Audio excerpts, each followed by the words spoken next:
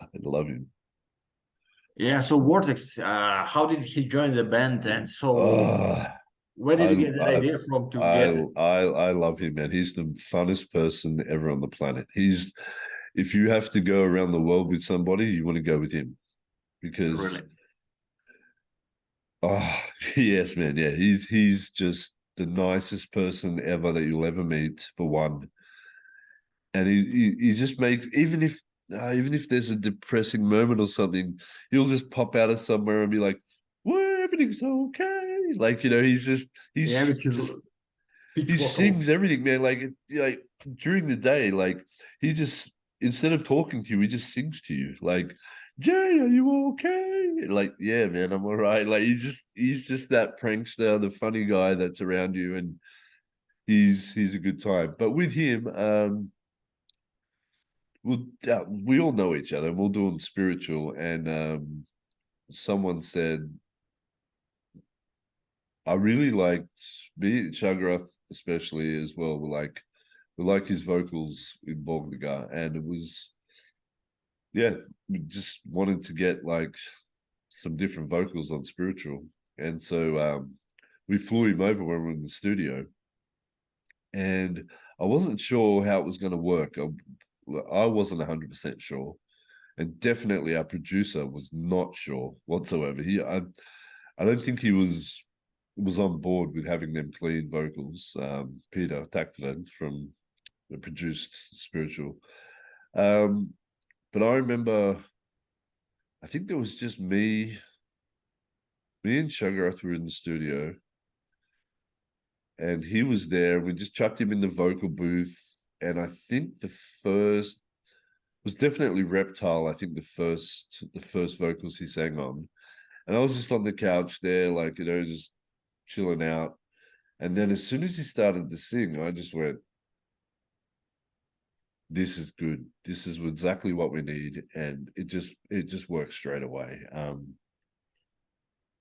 As I said, the producer was like, I'm not sure. And me and Shagarath were just like, no, this works, this works, this works.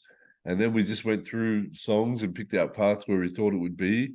Uh-huh. And then, as I said, so Nagash had played bass on Spiritual, but we had already decided before Spiritual that Nagash was leaving just to play in Covenant. I was leaving Covenant just to play in Dim, we already had that. And Vortex plays bass as well, and he's singing now. So it wasn't even a decision. It was just like, you're just playing with us now. You know what I mean? Like, it was just, everyone was happy about it. And yeah, man. And he's It a was really such a good bass. coincidence, right? Yeah, it just happened. Yeah.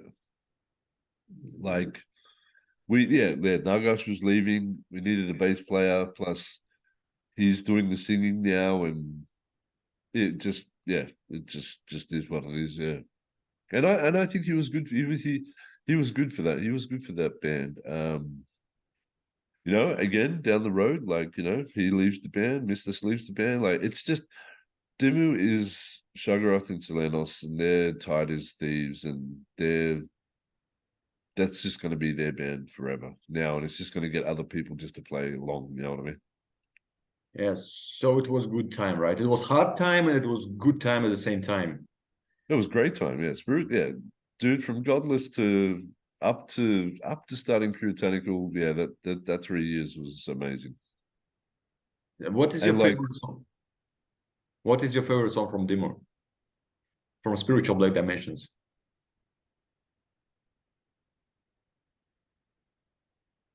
Tricky question. Yeah. Grotesque is pretty good, man. I think Insight. I really enjoy the Insight and the Catharsis. It's just, yeah, it's just something I wrote that just, when I sit back and listen to it, it sounds. I just like that.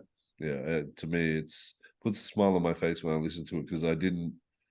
It just came out exactly how it was supposed to, and like, it was a team effort as well. But yeah, I like that. I do like that. Grotesque. I like the solos on that one, because that I liked how that was done. But Inside is really good as well. Yeah, Inside is grotesque, and Arcane is good at just like the song structure, restructure. So all these moments say Arcane's different because the middle part of Arcane is like, it's different. There's a half a bar that's out here and there, but it's supposed to be like that. And yeah. And even the end of it, like the end solo on Arcane is just, it's not like any other solo on the rest of the album. It's just so I just wanted to just to, because there's someone that I haven't mentioned that is one of my best, like, because Trey Zagzoff is one of my favorite guitar players ever. And like, so on the end of Arcane, I just wanted to do something that was Trey-ish, you know what I mean? Just to put that part of like what I grew up with it into as well. And that's why that end solo of there is just, yeah, it's a bit Trey. Yeah, but yeah, but it worked. yeah. It worked. And just regarding live, right? Live shows. So you have BC Rich. So BC Rich is down tuned, right? Your Kelly was E, BC Rich was B. Yes, exactly. At that time, yeah. And then I had two. Then I had got another Jackson, and then I got rid of that. I stopped playing that BC Rich probably in halfway through '99. I had another Kelly, so yeah, I had a shop deal, like a German shop deal, where they would give me Kellys, and I would just have to do like ads and shit. But yeah, I eventually went to the two Kellys. Yeah. All right. So just because I paid attention in '97, you played Jackson Professional, something like that, and you got later on you got your Kelly. So you bought it in Germany, right? No, okay, in '97.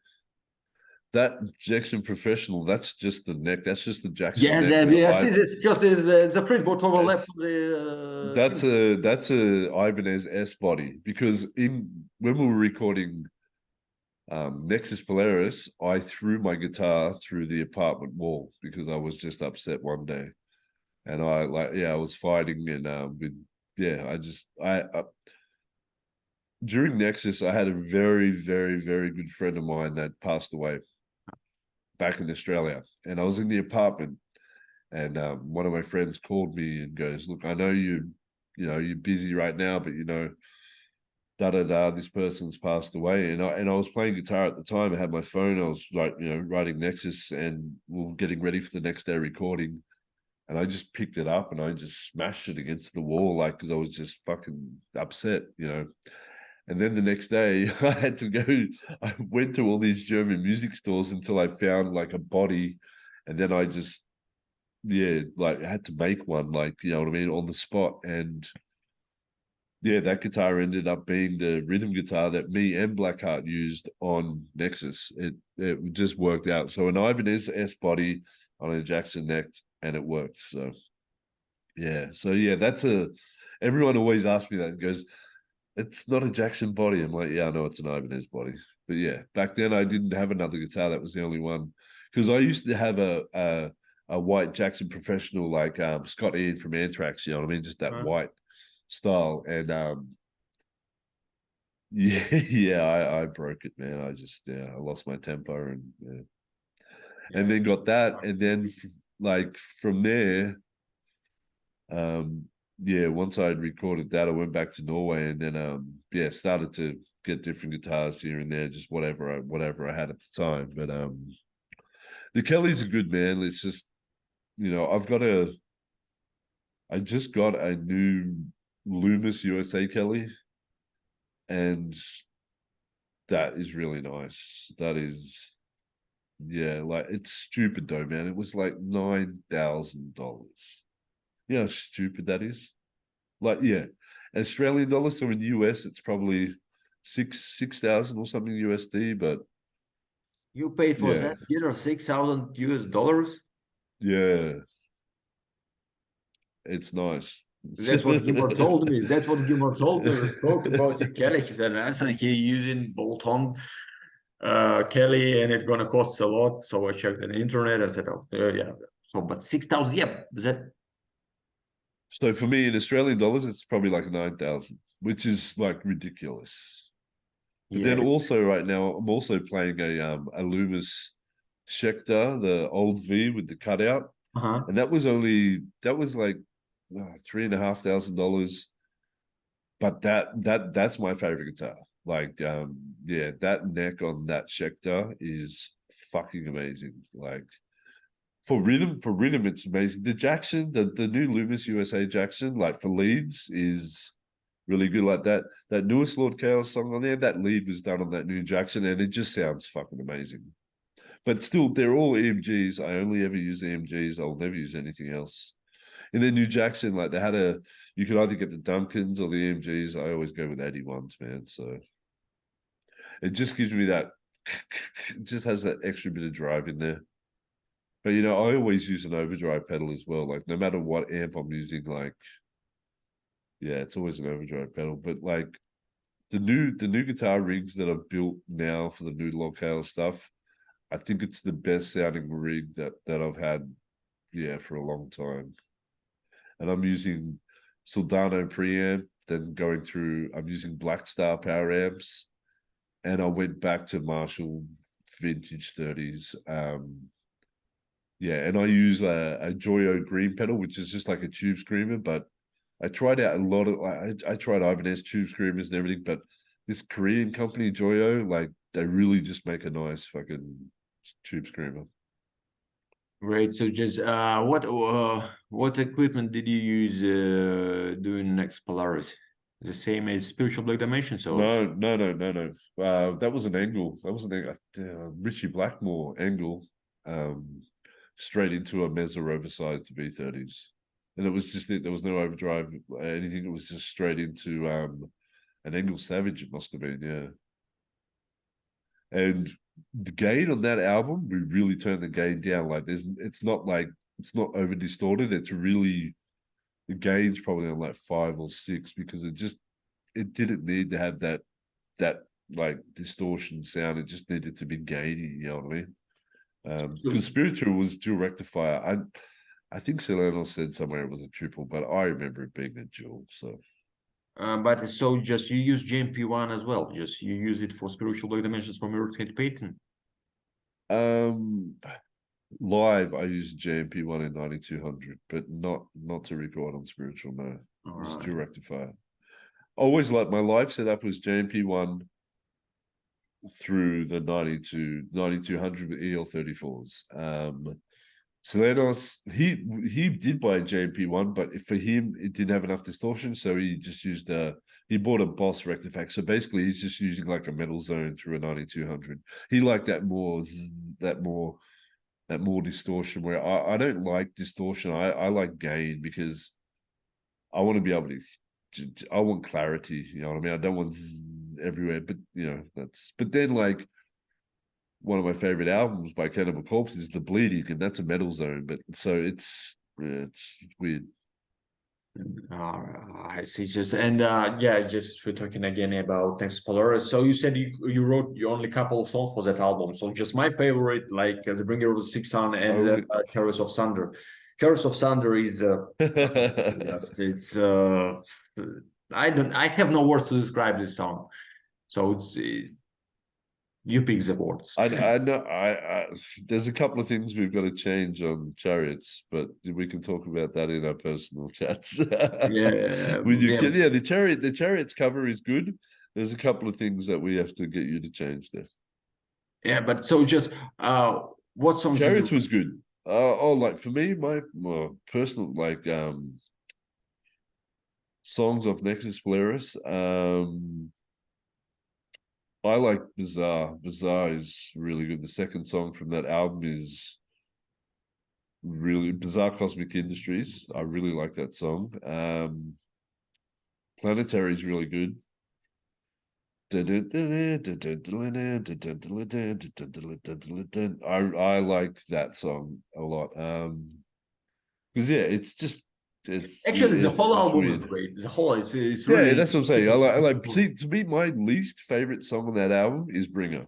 I'm not a big fan of Bringer. really. That's Blackheart. That's a Blackheart song, and I just it's just it's just it's just not something I that I know would write.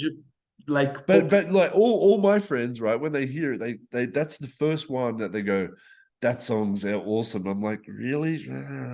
But I do understand. It's a it's yeah, it's catchy and yeah, it's done well. Like it's put together well, but it's not something that I would write. But yeah, it's I could say that about a lot of songs as well. Like Nexus, like to me, as I said, like out of all the albums I've ever done, like Nexus is my favorite as a whole album, only because I enjoy playing it so much. But Spiritual is a better album when I listen to it. But when I'm playing it, Nexus is a better for me. I enjoy playing Nexus better than I enjoy playing Spiritual. All right. Now, what about by the way, just regarding Norwegian Grammy Award, right? Uh, so you Nightmare. came out on the stage with Grotesque Reconciled, but Nightmare. huh? It was a nightmare. It was the worst show that ever happened. Why? Oh, You don't want to you don't want to talk about it, oh, right? So with oh. Classmate was Nightmare. It was a nightmare. It's a fucking yeah, it's a huge show. It's on TV and everything, and you're just you're on Christian fucking just government TV. It's just nothing ever good's going to be about it. And we had we had done the show the day before, rehearsed it, and we had a full orchestra as well. We had Oslo Philharmonic Orchestra there, Uh-huh. right? And so they were going to play the backing tracks for the orchestra, and they played it, and we just like sat there and played, and then we went back into the TV truck, and they played it back, and everything was perfect, solos perfect, everything was perfect. And then the next day, I get a call from my manager going, "Oh, you need to get down to the entertainment center. Something's going on." Me and Shogarath goes, run straight to the place, and then the guy from the orchestra is going, "Oh, we're not going to play with you." And I'm like, "Why not? We just played yesterday." And he goes, "Oh, well, I went on the internet and I read the lyrics for Tormentor of Christian Souls, and we can't play with you anymore." And I'm like, "What are you talking about?" And look, I do understand, like if something is against your views, you should be able to stand up for your views. You know what I mean? So that was straight away. Like I spent there half an hour talking to this person who was the spokesperson for the orchestra, and he was like, "No, no, no, no, we can't do it." And I said, "Can we at least just? The orchestra's already recorded. Can we just play that back anyway?" And he goes, "No, we're deleting everything. Like we didn't understand like that. This is how it was." And look, I understand. Like people's views are people's views. And then I remember just before we went out, we had all these fire breathers and shit, and we hadn't rehearsed that. And the drums are playback on that, and the bass is playback. The only thing live on that show is me and Selenos and Shogarath, because they don't want anything to go wrong. And I'm like, that's fine, like that's all good. And I had a fire breather right next to me, and I started to play, and then all of a sudden he started breathing this fire, and I felt the heat, and I felt my strings expand, and I was like, "Ah, fuck. Now it's all a nightmare because now I'm out of tune." And as soon as I started to play my first solo bit, I could hear it was out of tune, and there's nothing I can do. You know what I mean? There's nothing I can do then. I'm fucked. Like, so yeah, nightmare. Okay, so and And so then after it, we stopped, and then they say Covenant wins. I start walking over, and the producers on the crew didn't understand that I played in both bands. So they thought I was walking across to beat them up. You know what I mean? Because they're like, "No, no, no, you didn't win." I'm like, "I did fucking win. I'm just in both bands." You know what I mean? And then, so I'm like, everyone's like, "Yeah, it's okay." And then we go there, and yeah, we're standing there, and They said, "Do you have anything to add?" And I just said, "Hail Satan." And then every person who won an award after that, the first thing they say is, "I like to thank God." Yeah. So what song did Covenant perform on that We award? didn't. We Ah, didn't. No. just No, it was demo. just just Dimmu, just that one song.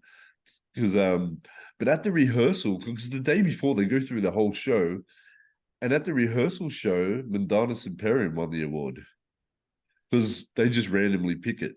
You know what I mean? And because I think it was Godless and Nexus is better than Godless. So, and then the next year, the next year Grammy Awards, it was Spiritual and Animatronic, and Covenant won again.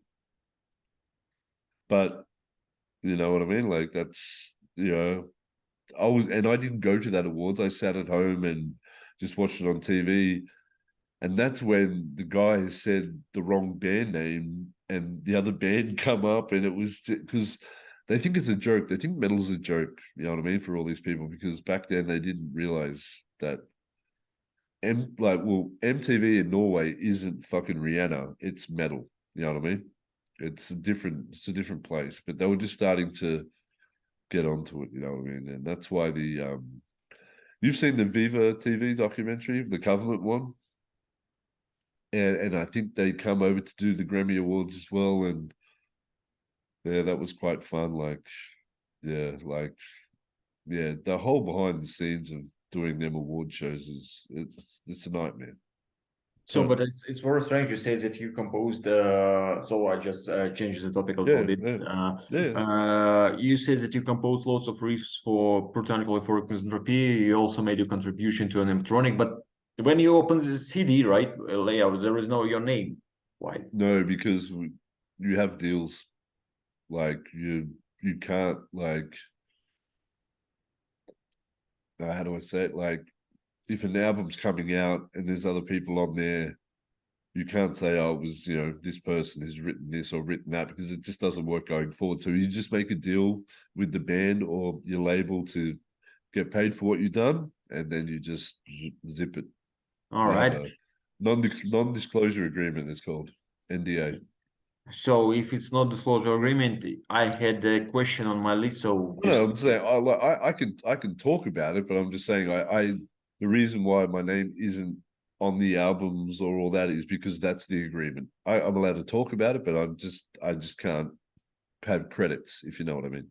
yeah, so and if you remember, so I read somewhere, right? Yeah, I don't remember where was that on YouTube and comments or something like that. That like you had an issue with royalties with Dimo Borgir or something like that. So I've never had a problem with Dimu perfect. pays me every 6 months perfectly. I've never been paid 1 cent from Nexus Polaris.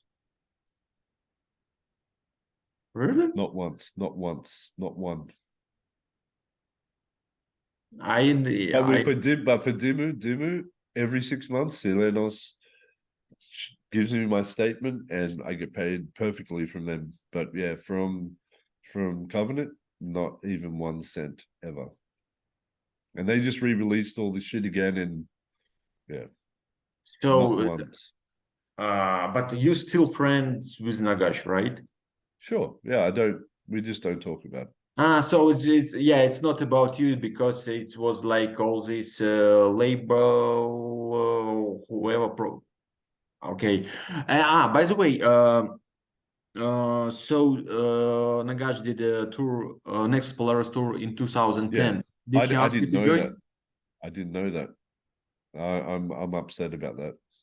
That upset me because all he had to do is just tell me. He didn't even tell me they were doing it, because I would have been there straight away. Like I would have got on the plane the next day and just done it. But I didn't even know until someone else told me about it, and I was like, "What the fuck?" And that's all right. Like it is what it is. But yeah, obviously they didn't think that that's what they wanted to do at the time. But yeah, I really would have been. It would have been fun to do that. Like yeah, because I think I might have seen a few videos from it, and they're obviously not playing the same solo, so I don't know. And Jay, there is sun shining on your bird, and you look Yeah, I like know. a Yeah. mouse. Give Maybe me a you do second. you have shutters on? Give me a second.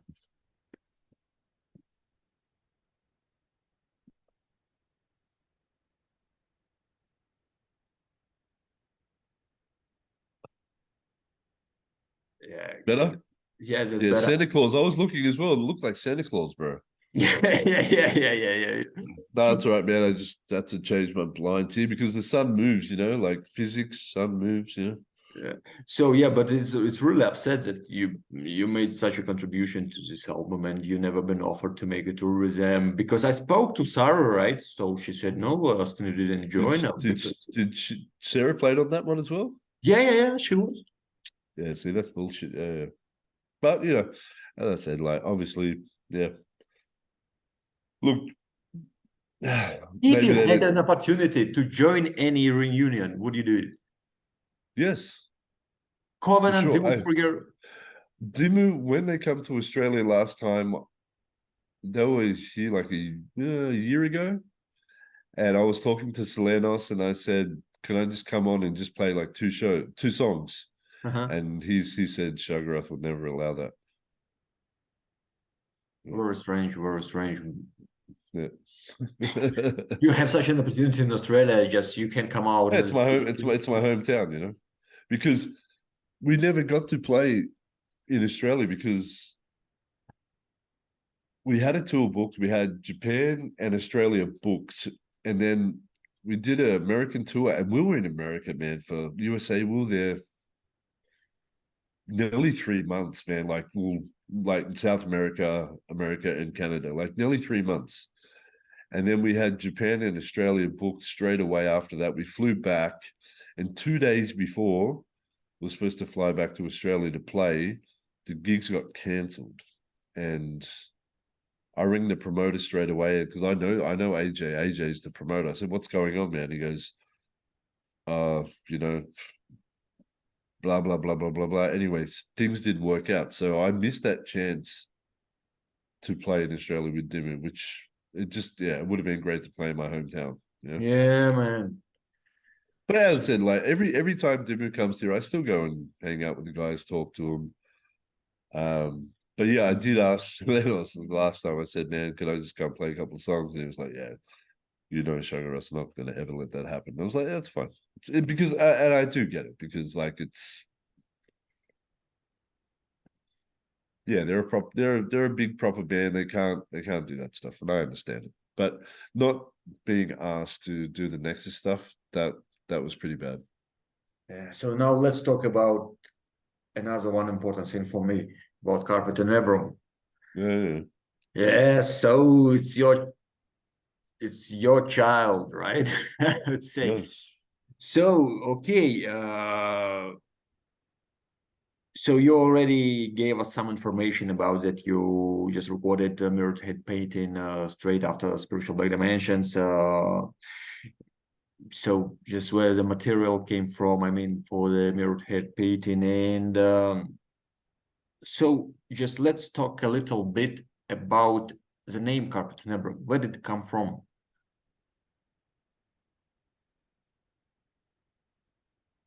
Well, it in Latin. It means seize the night.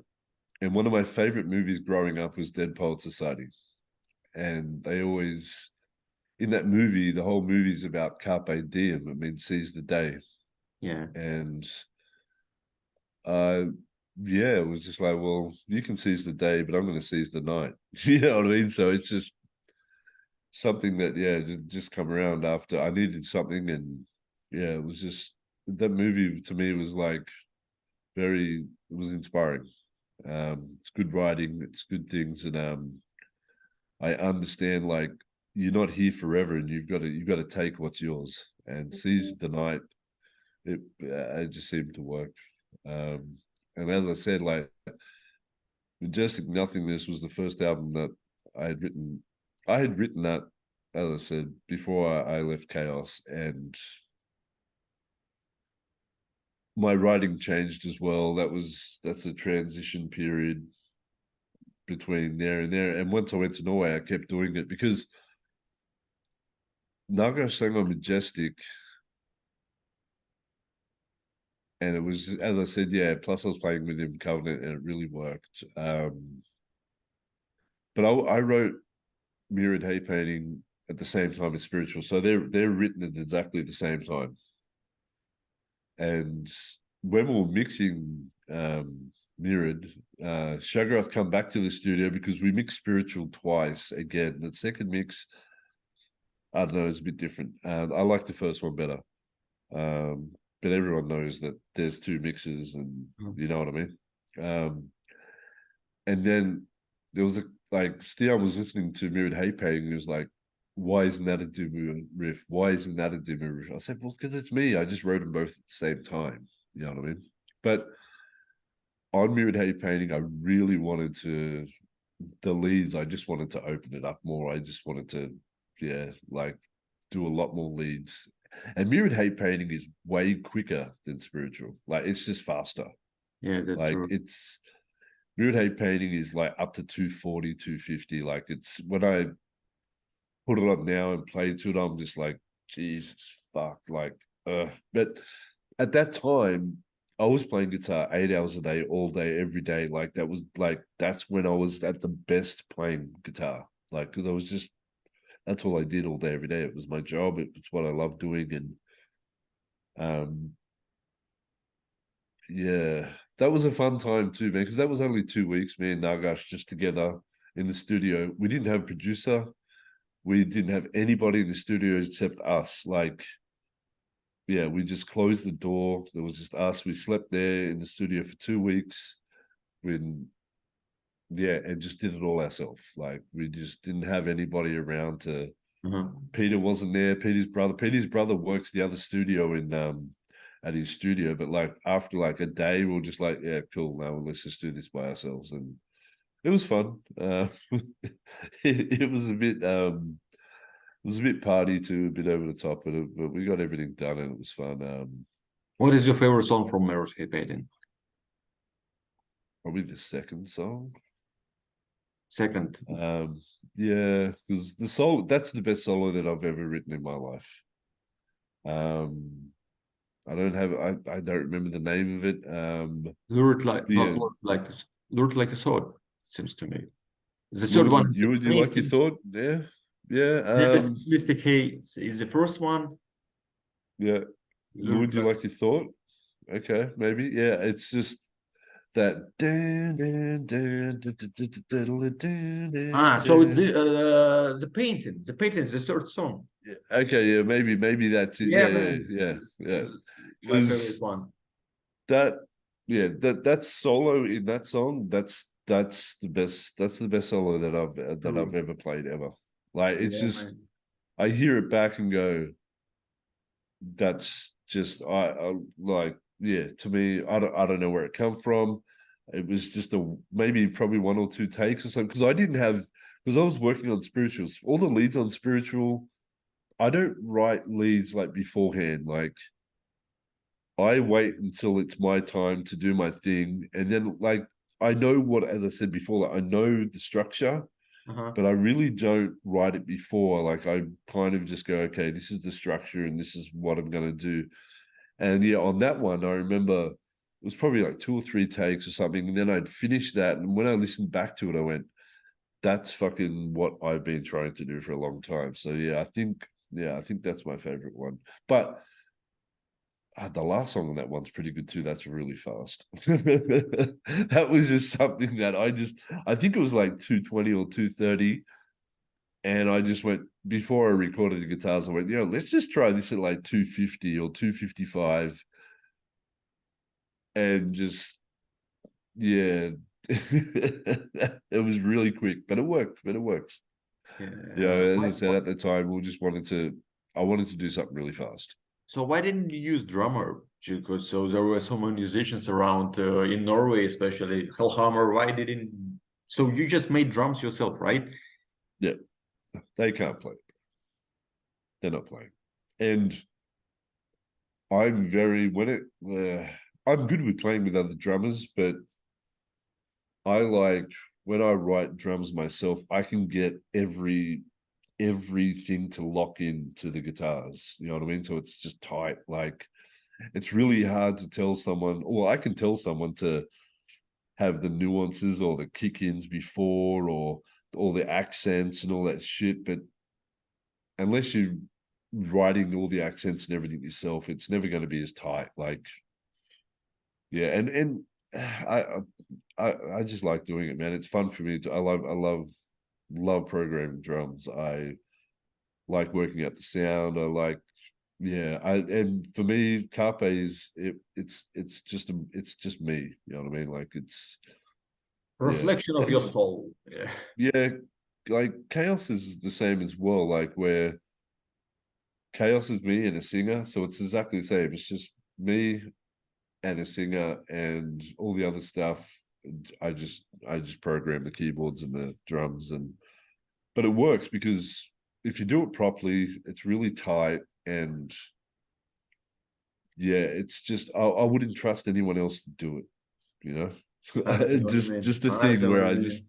it's a trust thing where I know that this thing isn't going to steal my money, steal my drugs, or steal my girlfriend. Because it's just not. You know what I mean? Like it's just gonna just do what it's supposed to do, and I don't have any dramas. You know what I mean? Like, yeah.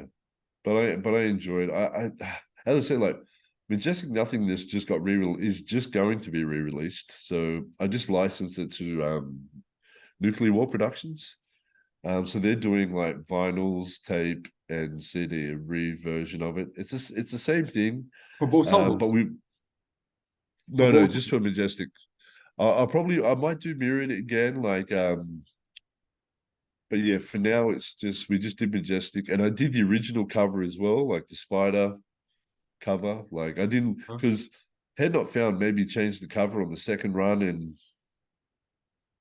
I don't like when labels tell you can't use what cover you want, you know. But I understand it though. They want to do something that's simpler, that isn't like a spider fucking raping a girl. I understand that, but that's the whole point of art. You know what I mean? Like it doesn't have to be nice. It's just what it is. But yeah, so that's getting re-released now. So yeah, like look back at Majestic. Majestic is good too. Majestic is it's a different one. Off there, I like most songs off that album. When fucking I remember recording it, I think it's the third or fourth song on that album. I don't know. And I push like record, and Nagash is in the room, and I'm expecting like, "Rah," and then he goes, "A breath of darkness." I'm like, "Oh, what the fuck is this?" And then I let him go, and then at the end of it, I said, "Wow, okay, this is what we're doing now." And I went back to the start, said, "Okay, let's do this again. Let's work it out." And I was like, "That was strange, man." But like he can do that stuff too, you know. Yeah.